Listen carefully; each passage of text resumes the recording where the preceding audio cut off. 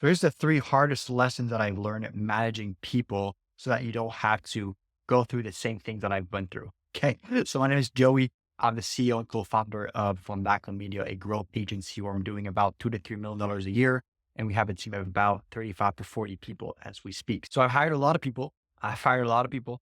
I made a lot of mistakes. I made a lot of good things. But here are the three things that I know that looking back, talking to my younger self, if I would have known those three keys, I would have grown the company way faster and with a lot less headaches. So I'm going to make it quick and concise and try to share some internal stories of each point. So number one is people will either make or break your company. It's as simple as that. Especially if you're a service-based business. For example, us, we spend anywhere from 40 to 50% of all of our revenue, of all of our sales to our people, to labor, to our employees, to our team members. Okay. So if 50%, 40% of your capital allocation goes to one category, then you got to treat that category like the most important one in your business, right? So yes, the software, yes, an advertising channel can help you grow your business. But if you're spending, look at your payroll, look at where you're spending most of your money. If it goes to people, then one people switch, one new hire, right? One new fire,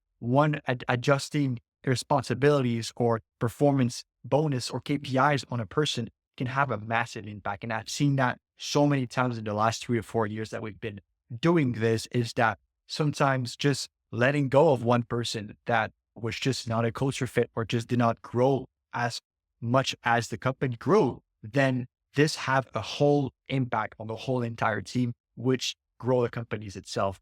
This or just a new hire or just changing compensation or just switching someone to a different place. So whenever something doesn't go right or you're not seeing enough growth, the first thing that I'm doing is just looking at the org chart, looking at the organizational chart. Is everybody at the right seat and doing what they have to do, doing what they're supposed to do? So in the book Traction, one of the operational Bible, right, that everybody should read if you want to build a real business, he calls it the GWC. So that person needs to get it, want it, and have the capacity for it. So everybody in your business, look and see, all right, are they getting their role? Do they want their role? And do they have their capacity for that role? And when you do that thing and you're really honest with yourself, sometimes you're going to find some things that unfortunately has to change and you need to have those tough conversations. So that's a big one.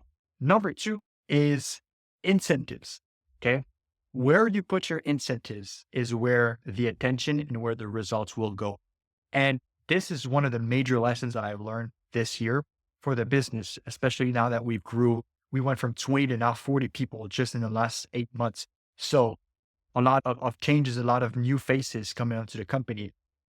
And incentives was such a big revelation because, just to give you an example, we were fighting for the longest time to have our client success managers generate more reviews, more testimonials for the company, right? Now, it was written in their responsibilities that they have to ask for reviews and ask for testimonials and stuff like that, but they were not incentivized by it. Like it was just part of this job description, but they were not getting paid more. There was nothing, there was no hype about it and stuff like that. And for the first 6 months of the business, I think we collected something like maybe 3 video testimonials, one every 2 months.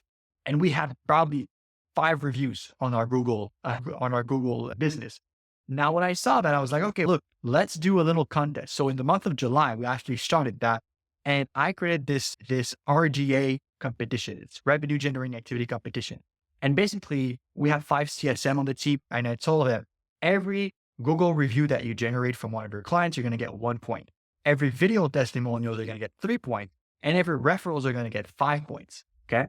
So once I've implemented that, and then what I did is that I created that leaderboard, right? That dynamic leaderboard that we update every day.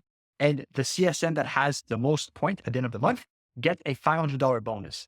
Okay. So what that did is that overnight, I'm not even kidding, the first 6 months, we had 3 testimonials and 5 more reviews. That month alone, we had 10 video testimonials and 15 Google reviews.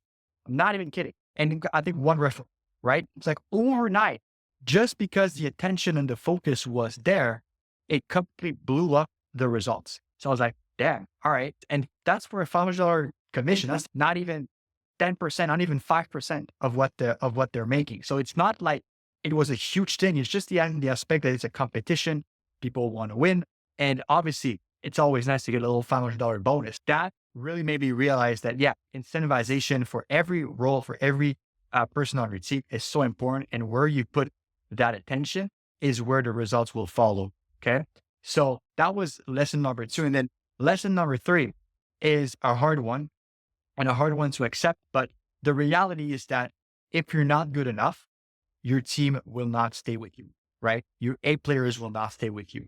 So that's one thing that I really learned the hard way, having some A players, some really good team members that all of a sudden, that's always not recently, but when I first got started, some really good A player that could have been with us for the longest time just quit on me for no reason, basically, right? Well, I know the reason now. I was just not good enough. I was just not a good leader. But A player wants to work with A players, right? So as soon as you allow your team to get sloppy, have C and B players on the team, or even yourself getting sloppy, not being the leader that is able to lead your team to their vision, that's where you're going to have some people dropping.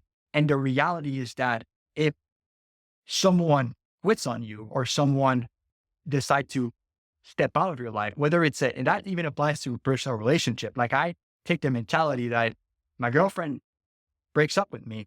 It's my responsibility. It's my fault. I was not the person. I was not the man that was the right person for her to lead her. Right. And that's completely my fault.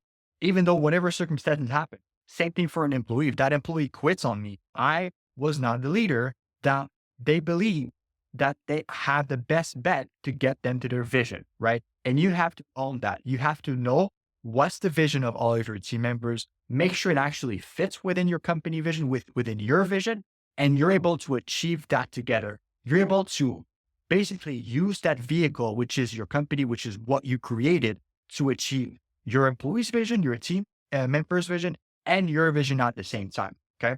So these were three hard lessons that I've learned through the past 3 or 4 years managing people, now managing a team of 40 people, making $2 to $3 million a year, going on our way to 10, $20 million a year the next 2 to 3 years. And these are the things that I've really learned from.